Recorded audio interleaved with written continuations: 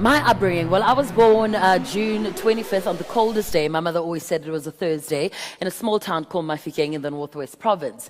And my dreams and aspirations, I mean, I was a very simple girl. You know, I grew up around a lot of women.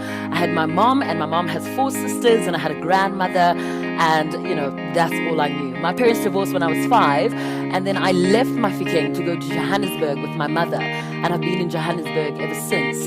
And, you know, my mom and I were very, very, very poor. We stayed in central Johannesburg in the CBD called Hillbrow. Very rough, very violent, lots of, you know, guns and violence and all sorts of things that you wouldn't want a little girl to grow up around. And I stayed there. I went to a Catholic school. I'm Catholic. Oh, okay. Went to a convent, was taught by nuns. So, well, then clearly she knows her Hail Mary very well. Very well. So I went to a Dominican convent, stayed with my mom in Hillbrow for a very long time. I mean, she struggled for a very, very long time to kind of, you know, put food on the table. And I remember the one time there was an incident. I was in grade 2 or 3, and we were at the taxi rank. And I remember her vividly.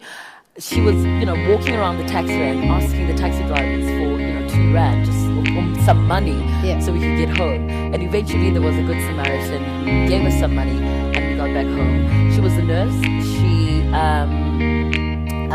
worked at Baragwanath Hospital.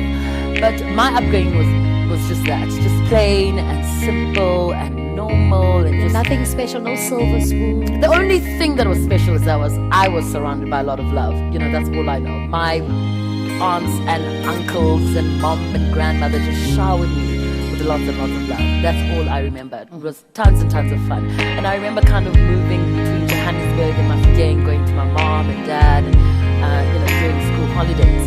But my dreams and aspiration, at the age of 9, I just wanted to be a preschool teacher. That is it.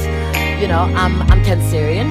You know, Cancerians have a very, very strong motherly instinct. We love children. We love to mother. We take care of people around us. And I always tell any man that I see, you have to marry a Cancerian woman. They are the best.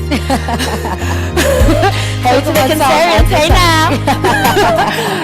So that was it, you know. But I remember when I was in grade 11, grade 12. No, not grade 11, 12. Grade 8 and 9, 7, 8. And I was watching television, and you know, in South Africa there was a show called Jam Alley, and there was a lady. You guys remember that one? On Jam Alley called Vinolia Mashiko, and I remember watching her thinking, I want to be this woman. She was so vivacious, she was so amazing, she was just so full of life. And I remember saying, I want to do that. And I told my mom, she's like, oh, please, whatever, please. And I was going through the newspapers one day, and there was an advert saying they're looking for, you know, TV presenters and extras and actors and actresses.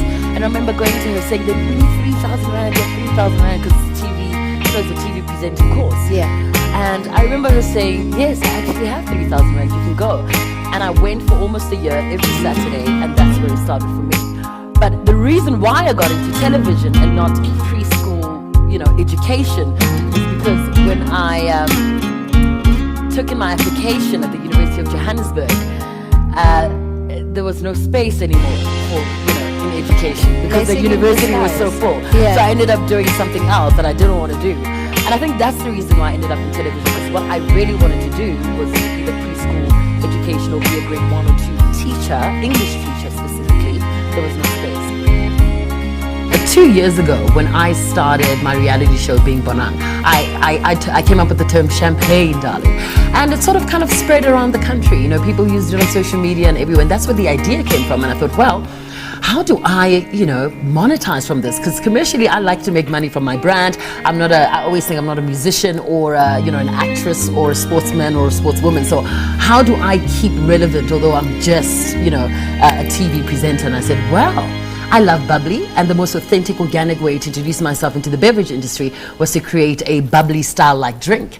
And off I went to Stellenbosch, and I found an MCC maker by the name of Jeff Greer. He's an incredible Cape wine master. He actually studied the making of champagne in Champagne, France.